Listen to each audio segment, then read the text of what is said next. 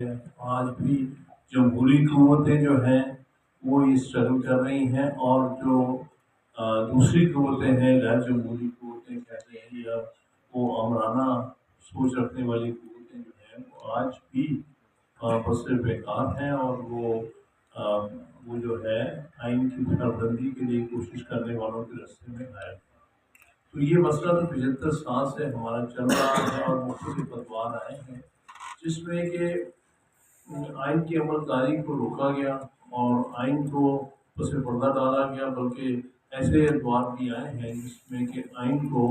انہوں نے ایبروگیٹ کر دیا، منسوخ کر دیا، اور پچھلے دو ایسے ادوار آئے ہیں جس میں آئین کو انہوں نے معطل کیا۔ تو یہ وہ ہماری تاریخ کا ایک بڑا تلخ باب ہے، کس طرح سے آئین کے ساتھ کھیلا گیا، کھلواڑ کیا گیا